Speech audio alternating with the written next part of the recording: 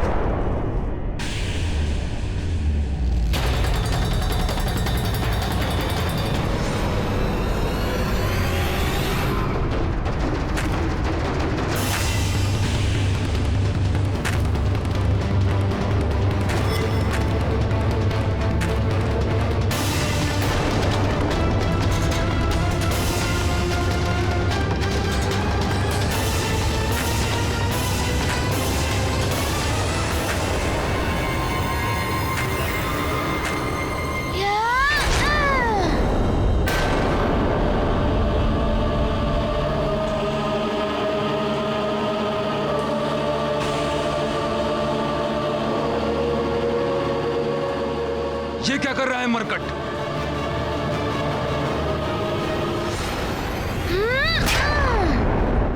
अत्यंत चतुर है ये वानर बालक। अवश्य ये उसकी एक नई चाल है। मुझे संदेह हो रहा है कि बाली संध्या तक उस वानर बालक के समक्ष टिक पाएगा अथवा नहीं। मारीच भी उसकी सहायता नहीं कर पाया। मायावी, जाओ और अपने माया का चक्र चलाकर उस वानर बालक को ऐसे फंसाओ कि वो सदा के लिए समाप्त हो जाए। जो आज्ञा लंकेश।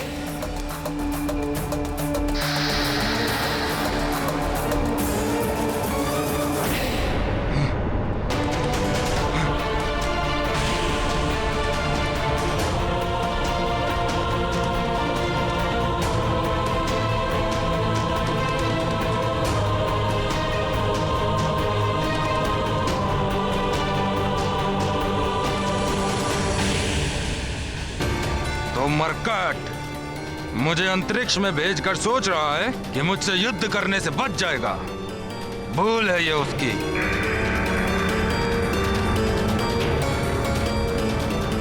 वाली भैया,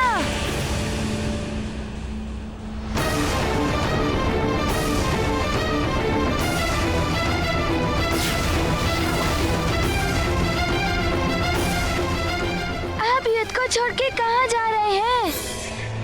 महानतम वाली युद्ध छोड़कर जाने वालों में से नहीं है मरकट।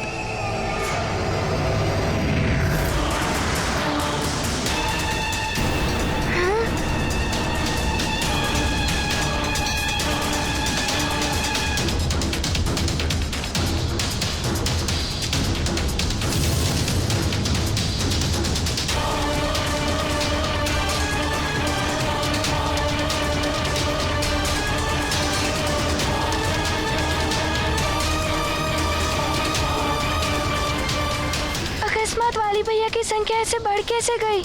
ऐसी शक्ति तो मेरे पास भी नहीं है जिससे एक व्यक्ति के इतने सारे स्वरूप हों। ये आसुरी मायावी शक्ति है। अब बाली को आसुरी मायावी शक्तियों से और बल प्राप्त होगा। वानर बालक की कठिनाइयां बढ़ जाएंगी और बाली को इंद्र द्वारा दिए गए शक्तिशाली आभूषण की शक्ति का प्रयोग कर वानर बालक पर विनाशकारी आघात करने का अवसर प्राप्त होगा।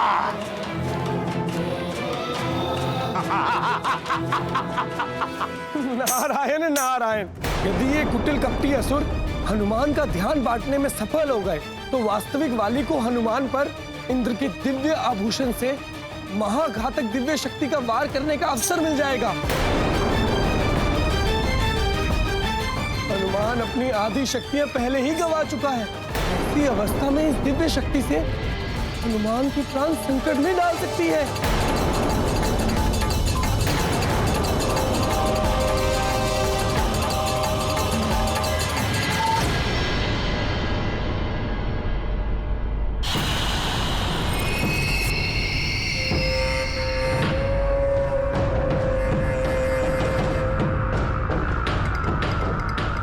मरकट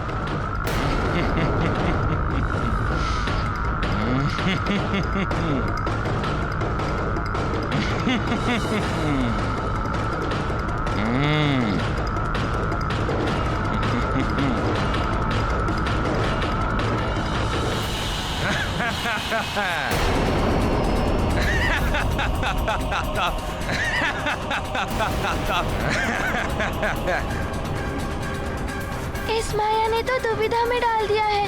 5 वाली भैया है, किस पर वार करूं? यदि मुझसे भूलवश वास्तविक वाली भैया पर वार हो गया और उन्हें कुछ हो गया तो नहीं, वाली भैया का हित नहीं चाहता मैं। महारानी माँ को दिए हुए वचन को भी निभाना है मुझे। सुग्रीव की रक्षा तो करोगे, किंतु तुम्हारे और वाली के मध्य कभी युद्ध की स्थिति बनी तो तुम उसका वध नहीं करोगे। महारानी माँ, मैं आपको वचन देता हूँ कि आपने जैसा कहा है वैसा ही होगा।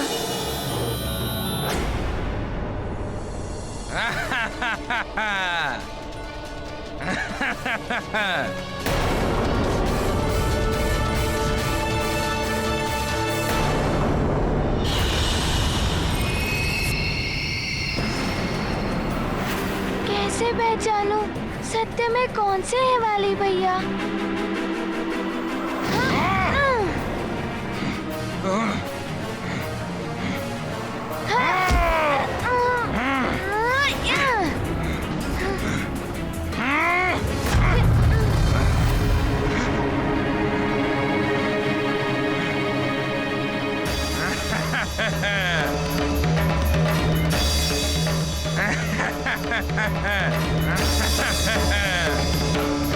वास्तविक वाली भैया को पहचाने बिना मैं घातक प्रहार नहीं कर सकता।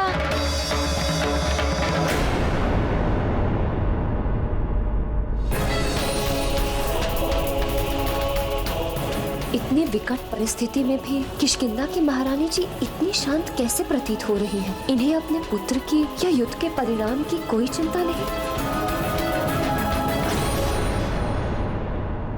हनुमान,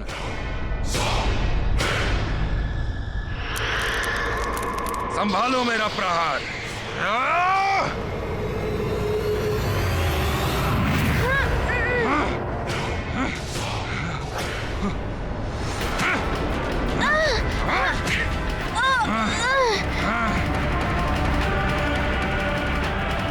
हनुमान, आज तुम्हारा अंत निश्चित है।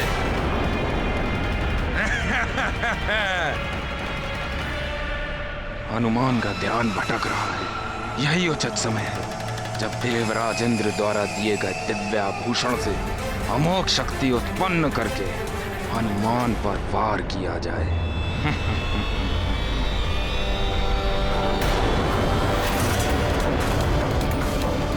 वाली भैया के गले में ये कंठार अन्य सबको भी देखता हूँ।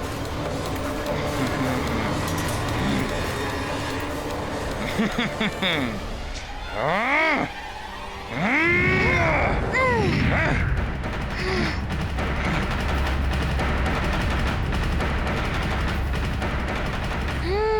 कंठहार धारण किए हुए वाली भैया ही वास्तविक हैं, अन्य सब मायावी राक्षस हैं। अब होगा इस मरकट का अंत, साथ ही होगा इस युद्ध का भी अंत। ऐ दिव्य कंठहार, अमोघ शक्ति प्रकट करो।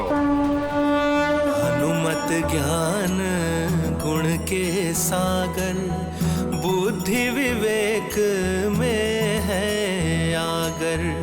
हनुमत युक्ति शक्ति सुफल, वाली की चाल करते विफल। अमोघ शक्ति प्रकट हो।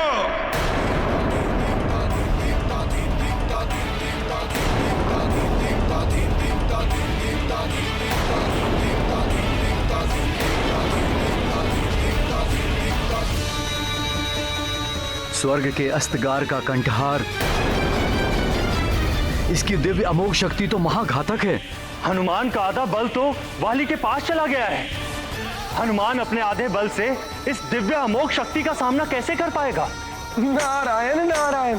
स्वर्ग के इस कंठहार से उत्पन्न अमोघ इंद्र शक्ति तुम्हारा अंत कर देगी हनुमान। अब तुम अपने आधे बल से इसका सामना नहीं कर सकते।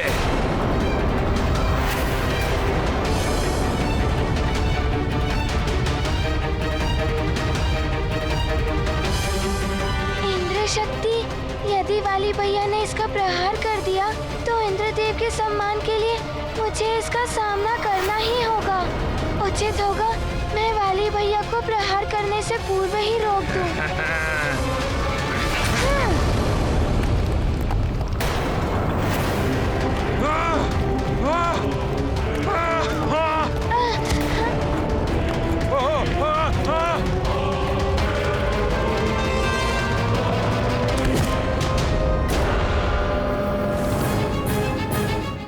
महारानी जी का ये व्यवहार कुछ समझ में नहीं आ रहा है।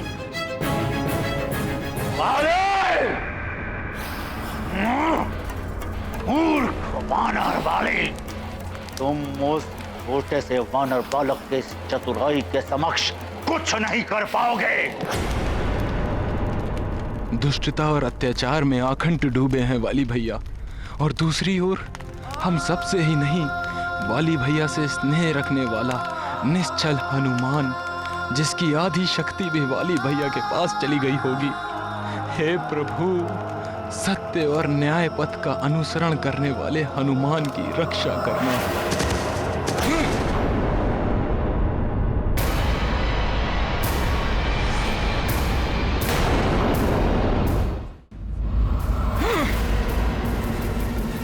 मेरा दिव्य कंठहार,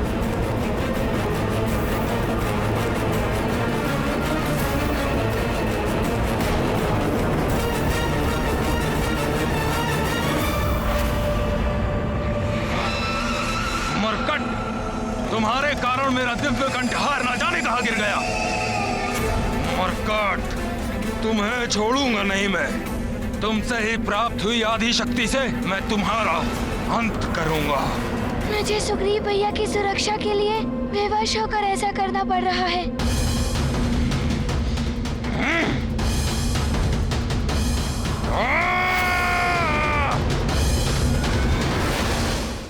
ये हो क्या रहा है? आ गया वो महानतम बाली जिसने मुझे लंकेश दशानन को परास्त किया था। कहाँ गया? मुक्त कर मुझे वानर बालक, मुक्त कर मुझे वानर। बाघ जैसे आखेट से पूर्व मृग से क्रीड़ा करता है, ऐसे क्रीड़ा कर रहा है ये वानर बालक बाली के साथ। ये दुर्भाग्य है मेरा, जो मेरे नेत्र ये देखने को विवश है कि एक अनुज भ्राता अपने ज्येष्ठ भ्राता को मार रहा है।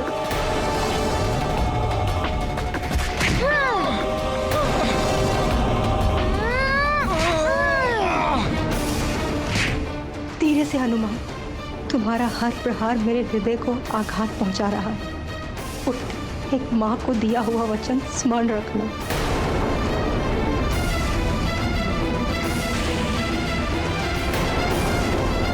महारानी जी का व्यवहार असमंजस उत्पन्न कर रहा है। समझ में ही नहीं आ रहा है कि महारानी जी न्याय और सत्य की पक्षधर है या अन्याय और अत्याचार की। अनर्पणक तो बाली की दुर्दशा करके रख देगा। यदि प्रथम दिवस ही बाली परास्त हो गया तो मेरी योजना विफल हो जाएगी। नहीं, मैं ऐसा होने नहीं दूंगा। किंतु लंकेश, वानर के तीव्र वार के समक्ष बाली सूर्यास्त तक नहीं टिक पाएगा। लंकेश, ऐसा प्रतीत हो रहा है कि ये युद्ध सूर्यास्त के पूर्व ही समाप्त हो जाएगा। नहीं नहीं, रावण ये कदापि नहीं होने देगा। बाली के परास्त होने से पूर्व ही तुम मायावी मेघों से सूर्य को ढक दो। सभी का ध्यान युद्ध में लगा होगा और तुम सूर्यास्त कर दोगे। उन्हें लगेगा कि सूर्यास्त हो गया और वो युद्ध रोक देंगे। शीघ्र ही जाओ, कालने में जाओ। अवश्य लंकेश।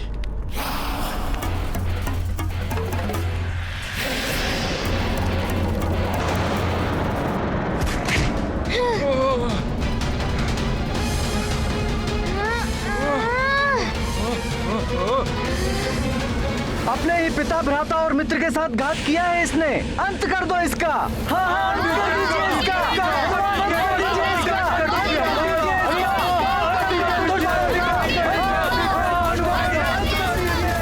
सारी प्रजा वाली का अंत चाहती, कहीं उनकी बातों में आकर हनुमान सत्य में वाली का अंत न कर दे।